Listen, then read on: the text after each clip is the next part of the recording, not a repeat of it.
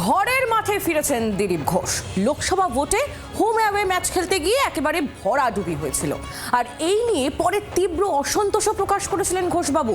বৃহস্পতিবার দিল্লিতে বৈঠকে প্রধানমন্ত্রী মোদী দিলীপের প্রার্থীপদে গ্রিন সিগন্যাল দিয়েছেন বলেই সূত্রের খবর। আর এরপরই শুক্রবার খড়গপুরের সদরে যেভাবে তিনি ধরা দিলেন, তাতে প্রার্থীপদ ধরে নেওয়া যায় একেবারে নিশ্চিত।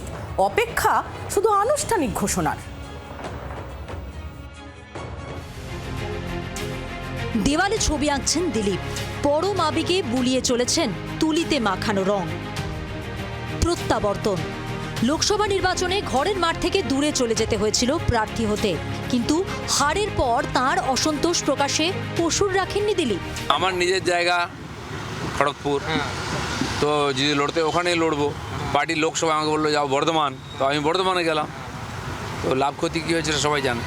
বৃহস্পতিবার দিল্লিতে রাজ্য বিজেপি নেতৃত্বের সঙ্গে শীর্ষ নেতৃত্বের বৈঠক হয়। সূত্রের খবর, সেখানে চূড়ান্ত হয়েছে খড়গপুর সদরে এবার প্রার্থী হচ্ছেন দিলীপ ঘোষ। খড়গপুরের বর্তমান বিধায়ক হিরণকে সেখান থেকে সরতে হচ্ছে।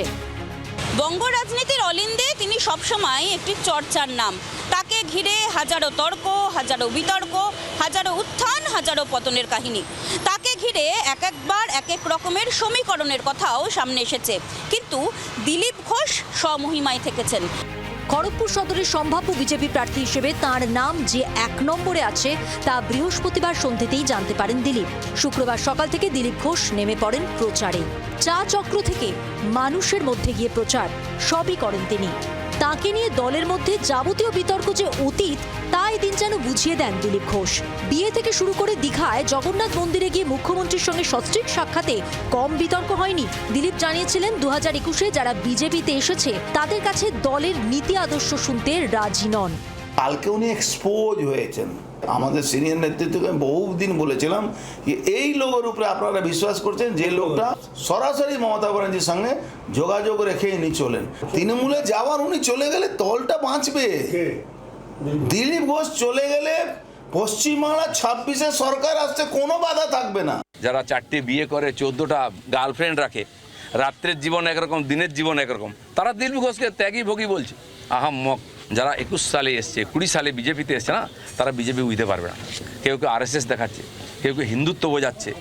দিলীপ ঘোষকে হিন্দুত্ব বোঝাবেন না। আমার কাটলে গায়ে হিন্দুর রক্ত বেরোবে, বিজেপির রক্ত বেরোবে।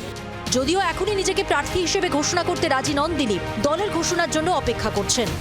জানি না এটা কে বলছে, মিডিয়া বলছে কি পাবলিক বলছে। পার্টি যেটা বলবো ঠিক, আমি জানি না। পার্টির পলিসি আমি তৈরি করি না, আমি কর্মী হিসেবে কাজ করি।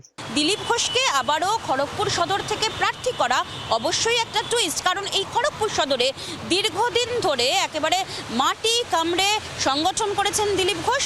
আর তাই সেই সাংগঠনিক ক্যারিশমা, দিলীপ ঘোষের মেজাজ, রাফ অ্যান্ড টাফ মূর্তি এবং অবশ্যই দিলীপ ঘোষের সঙ্গে আদি কর্মীদের সমীকরণ, সবটার ডিভিডেন্ড নিতে চাইছে পদ্মের নেতারা। দিলীপ কি পারবেন ঘরের মাঠে জয়ের রথে ফিরতে? ভোট গণনার দিনেই তা পরিষ্কার হয়ে যাবে। মৌমিতা চক্রবর্তী ও গোপীর রিপোর্ট, জি24 ঘন্টা। বাংলার আওয়াজ, বাঙালির আবেগ, জি24 ঘন্টা।